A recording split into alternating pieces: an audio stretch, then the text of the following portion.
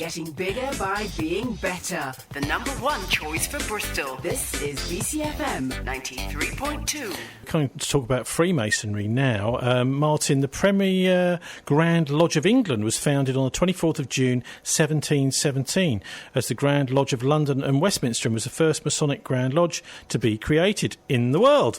In 1813 it united with something else called the Ancient Grand Lodge of England, which I don't know if that was older, they don't tell you that, but to create the United Grand Lodge of England. The basic principles were inspired by the idea that mankind in the universe determines its own course without God's intervention, and that differing views are healthy and should be tolerated. And also it was characterised by the Industrial Revolution of the 18th century. I mean, this whole idea of different views is surely a good thing. Well, the history of Masonry is that in the 18th century, people like Mozart and Beethoven became Masons, and because they were the progressives, they were the educated classes. They weren't nobility. They didn't have traditional kind of power. And the Freemason lodges were very active in the run-up to the French Revolution. So they were saying effectively that the church was holding back progress. Yes, I mean they're basically, the whole idea of secret societies, not just the Masons. The Carbonari, for example, were the nationalist secret society in Italy, and they became very, the way they operated became very popular, and you got students all over Europe at the universities, mostly men, of course, forming secret societies to liberate Germany, to liberate France, to liberate Portugal, whatever. And the Masons at that stage were part of, that kind of progressive movement. Well, it was called the Enlightenment from 1700 roughly to 1800, referred to by its participants as the Age of Reason.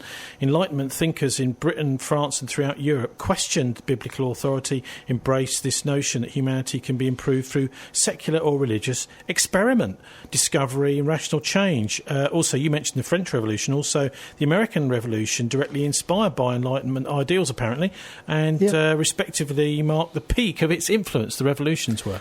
Yes, I mean, and they still exist. But of course, when they first came, when Freemasonry first came on the scene, it represented the ideology of the go-ahead middle classes, the people who wanted change in society and believed in reason rather than superstition and so on. But of course, the modern Masons are very much embedded in the same structures as our secret services and the financiers and the oligarchs. And they're just another brick in the wall. What about some of these figures who were involved in the Enlightenment? John Locke, Tom Paine, Voltaire. Any thoughts about them? Well, I don't know which of any of those were actual Masons, but I think the thing about the Masons was the secrecy with which they operated, but they felt that they had to operate secretly, particularly in places like Italy, because the state, didn't like their ideas. I mean, Napoleon, for example, he was a product of the French Revolution. He was really seen as a threat by the British, wasn't he? I mean, he also seen as an atheist, and there was this whole, here's the godless Napoleon charging around the world, killing everybody. Well, the French Revolution is, a big event in world history, still influencing things today. The Freemasonry played a role in it, but the idea that it was... the right wing, after the crushing of Napoleon, took the view that the Masons were, the heart of the problem. So there was a very anti-Masonic attitude from the Vatican. Franco, for example, in Spain in the 30s, used to be pretty brutal towards anybody he thought was a Freemason. So the Masons have played different roles at different times. And in Italy in the 1980s and 1970s, P2, the top lodge in Italy, was heavily involved in Operation Gladio in the Strategia di Tensione. Effectively, what they're doing is they're saying, well, we have a secret combination here, and we're going to be running things from behind the scenes. Effectively, that's what they were doing in Italy with all the newspapers, the bankers, the heads of the political parties, etc., meeting in secret to decide the country's future. That's right. So, but you can see that Masonry, in fact, is a very plastic phenomenon. It changes historically, it changes in its different contexts, and if Masonry didn't exist, the elites would create something else similar. Skull and Bones in the US is not a Mason organisation, but it's a very powerful organisation. Council on Foreign Relations isn't Masonry, but it's another powerful organisation. Bilderberg isn't Masonry, although there are many Masons in it. They will create structures in which to carry out their plots. They've always done it, and they're still doing it today.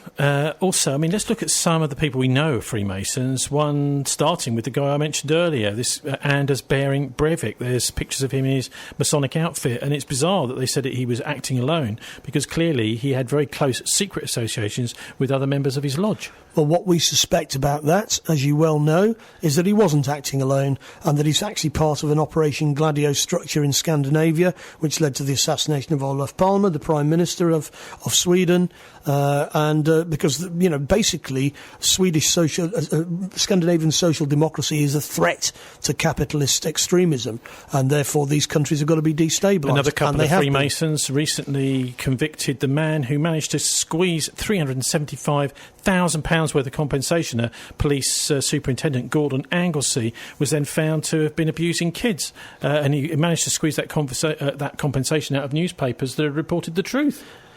Yeah, well, the whole thing about paedophilia is it's used for blackmail. That's what that's all about. Also, Philip Judd, who was the Weston-super-Mare mayor, who was recently jailed for paedophilia, also turned out he was the master of a lodge down in Weston. Well, I don't think it's accidental that you've got paedophilia associated with these networks. It's not just because people have got nasty habits. It's also because it's for purposes of blackmail. We've got to recognise that there's a very, very dark side to our society. And this is a good way of keeping it all secret, of course. Anyway, we'll finish now with a clip from a programme put out by Jeremiah Films, I think it was around about 2000, and Mike Mandel, who says that the Masonic rituals involved are very, very similar to those of various other types of occult rituals, including witchcraft. I spoke with a number of former Masons and compared their Blue Lodge initiations with the experiences of former occultists. In the initiation in Freemasonry, we had to be recommended by another Mason. Well, in order to join witchcraft, you have to be recommended by somebody currently in witchcraft. Well, when I was initiated, I was blindfolded and bound by rope, and on your bare chest was thrust the point of a spear. In witchcraft, we were initiated. The candidate was led blindfolded, bound by a rope, to the edge of the magic circle. And the rope is around your neck and you're led forward. And up front, in the eastern end of the building, is a person who's a worshipful master. And you kneel down before him as if he were a god. You were met by the high priest or high priestess with a sword to your chest. When I went to enter the lodge, a sharp object was put to my left breast. And I was warned that should I reveal any of the secrets of Freemasonry, to know what to expect. When you're presented before the high priest, a sword is held against your chest, and you actually take a blood oath, promising to remain faithful to the secrets of witchcraft. Well, when you are in the room, this blindfold is taken away from you, and this is a time when they say that you're coming from darkness into light. During the initiation ceremony, the initiate is led by the lieutenant of the high priest and is challenged at the edge of the circle by someone saying, "Who goes there?" And the answer is, "One from the world of darkness." In Masonry, the prayers are ended with "So mote it be." We would always end any spell or ritual where we released the power, this is where the power was released, with the word "So mote it be." Some of the parallels between Freemasonry and witchcraft show such a similarity that it cannot possibly be coincidental. Similarities in ritual, wording, and symbolism are so close in several instances that it clearly suggests a common origin. So the Masons say, Martin, that they were started 300 years ago tomorrow.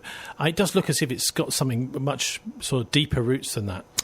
Well, what happens is that people copy other people's rituals. It's been going on throughout history and prehistory. Skull and Bones have a similar set of rituals, but they're not Masons, they're Skull and Bones. But everybody uses the same kind of rituals. It's actually rooted in the secret societies in Italy during the Risorgimento, the unification of Italy, the Carbonari. And they became very popular, and everybody around Europe copied their way of doing things with these kind of blood-curdling oaths and so on. The Tolpuddle Martyrs were sent to prison. There's something wrong with a club, surely, that says, if you breathe a word of what goes on here, we're going to kill you. Well, I believe that those who join the Provisional IRA have to make a similar. So just winding back from this commitment. myth that it's 300 years. I mean, there's these orders of chivalry which go back much further, and even further back from that. Things like the Knights Templar, which had what happened is that the Masons in the 18th century invented a history for themselves going back to ancient Egypt, but it was an invented history. People invent stuff all the time. They make it up and they copy each other. Yeah, like the Holy Blood and the Holy Grail, exactly. The bloodline of Christ, the great exactly. secret. The great secret turns out to be a load of nonsense. Well, exactly. Everybody copies other people's theatres. Anyway, Martin, fine to sign off for the Murdoch News at 7 now. Coming up live on Facebook, Arabian Nights with Mohammed Makawi, maybe during Ramadan. Thanks to our guests in the first hour, Eleanor Comley. Also, you'll find me on Twitter at Tony Gosling. Our show page is thisweek.org.uk. Have a relaxing and enjoyable weekend. Do please join us for the Politics Show at the same time next week. God bless. Don't let the banksters get you down. Live from the Sky News Centre.